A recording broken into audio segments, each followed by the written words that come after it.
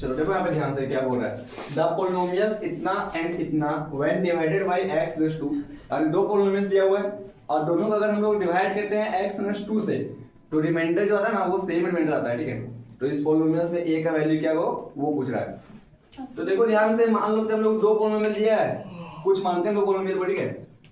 तो पहले करते हैं हम लोग लेट, एक पोलिनोमियल को मानते हैं px और ये px बराबर कितना दिया हुआ है 2x³ plus x² minus ax plus 2, सही है। और एक पोलिनोमियल को मानते हैं लोग gx और ये gx दिया हुआ कितना 2x³ minus 3x² minus 3x plus a, सही है। एक पोलिनोमियल को px मानिए, एक को मानिए gx। अब बताते हैं क्या यहाँ कंडीशन क्या दिया है कि दोनों का जो रिमाइंडर है ना वो सेम है, यानी कि जब when px एंड gx है ना, अगर px मतलब इसको और इसको डिवाइडेड बाय x माइनस 2, अगर दोनों को x माइनस 2 से डिवाइड करना तो लीव द सेम रिमाइंडर, क्या करता है लीव द सेम रिमाइंडर, दोनों का रिमाइंडर जो है वो सेम होता है, सेम रिमाइंडर। जब रिमाइंडर सेम होता है ना तो पता है रिमाइंडर थ्योरम यूज करिए, by the using of reminder theorem, है ना, by using reminder theorem, reminder theorem. पता है ये क्या बोलता है, जो जिससे डिवाइड करें ना उसको जीरो के इक्वल कहते हैं, पता है ना।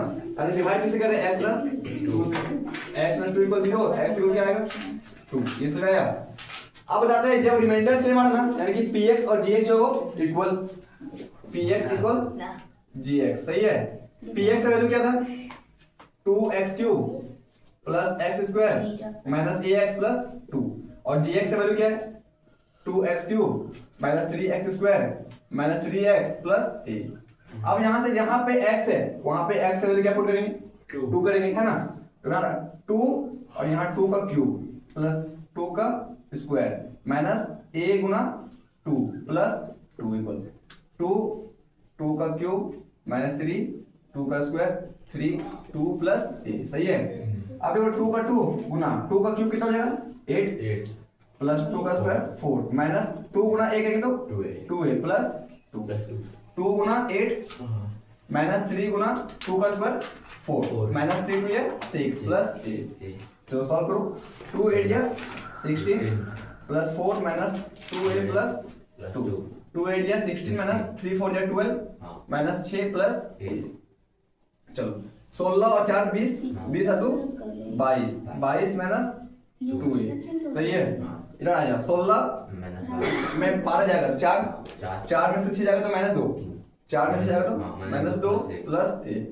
अब चलो a वाला को एक साथ ले आओ माइनस 2a और ये प्लस a डाल के माइनस a माइनस 2 ये प्लस 22 डाल के माइनस 22।